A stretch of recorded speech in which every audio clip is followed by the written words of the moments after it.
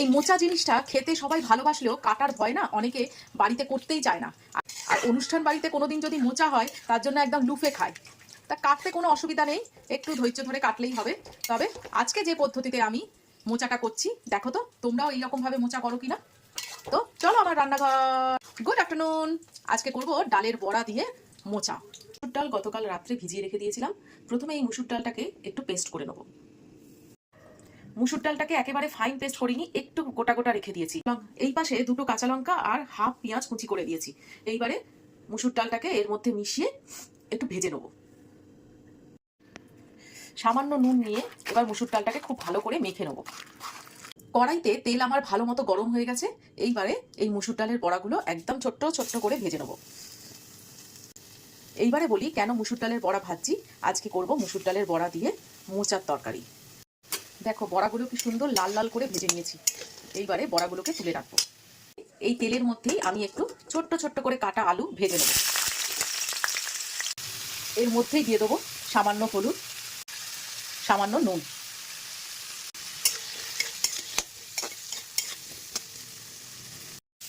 আলুটা আমার ভাজা হয়ে গেছে। এই পাশে মোচাটাকে সুন্দর করে একদম কুচি কুচি করে কেটে আমি সেদ্ধ করে নিয়েছিলাম এবং জল ঝরিয়ে রেখে দিয়েছিলাম। এবার এই মোচাটাকেও এর মধ্যে দিয়ে দেবো। মোচা প্রত্যেকেই মোটামুটি বাড়িতে করে। এখন তো কাটা ছোটার ঝামেলাও নেই। আমি যেমন বাড়িতে কেটেছি, কিন্তু বাজারে তো এখন কেটেও দেয়, কোনো অসুবিধা হয় না। তোমরা কেমনভাবে মোচা বাড়িতে করো অবশ্যই জানিও। আমি তো এইরকমভাবে করি, খেতে খারাপ লাগে না, ভালোই লাগে। যে মিক্সিং জারে ডাল বেটেছিলাম সেই মিক্সিং জারের মধ্যেই এক টুকরো আদা নিয়ে নিলাম, সামান্য একটু জিরে নিলাম, সামান্য একটু পোস্ত নিলাম। এবার এটাকে পেস্ট করে নেব। মোচা আর আলুটা আমার ভালো মতো ভাজা হয়ে গেছে। এই মাঝখানটায় ফাঁকা করে সামান্য একটু তেল দেবো প্রথমে, তারপরে পেস্টটা দিয়ে দেবো। এর মধ্যেই দিয়ে দেবো সামান্য একটু লঙ্কার গুঁড়ো। আগে এই মশলাটাকে এখানেই একটু কষিয়ে নেবো, তারপরে মোচা আর আলুর সঙ্গে মিক্সড করে নেবো। এবার মশলা সমেত মোচাটাকে খুব সুন্দর করে আরেকটু কষিয়ে নেবো। মোচার সঙ্গে আমার মশলাটা ভালোভাবে কষে গেছে। এইবারে আমি জল ঢেলে দেবো।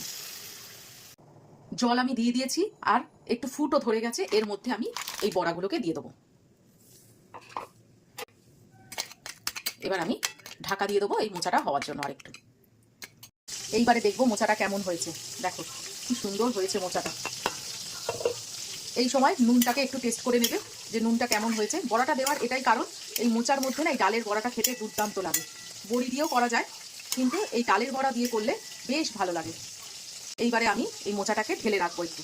কড়াইতে এবার সর্ষের তেল গরম করতে দিয়েছি, আর এই তেলের মধ্যে একটা শুকনো লঙ্কা ছিঁড়ে দিয়েছি আর সামান্য একটু জিরে ফোড়ন দেবো, গোটা জিরে।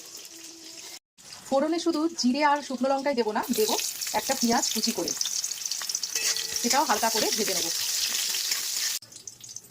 ফোড়নে পেঁয়াজ ভাজা হয়ে গেছে। এইবারে আমি এই তরকারিটা দিয়ে দেবো। মোচার তরকারি আমার শেষের পর্যায়ে। এর মধ্যে আমি দিয়ে দেবো সামান্য একটু গরম মশলা, আর সব শেষে ঘি দিয়ে আমি আমার রান্নাটাকে শেষ করব। নিরামিষ তরকারিতে একটু ঘি না দিলে ঠিক তরকারিটা জমে না। এই হলো আমার মোচার তরকারি। তোমাদের কেমন লাগলো অবশ্যই বলো। আজকের মতো বিদায় নিলাম। কালকে আবার একটা নতুন রেসিপি নিয়ে তোমাদের কাছে হাজির হব। তো টাটা।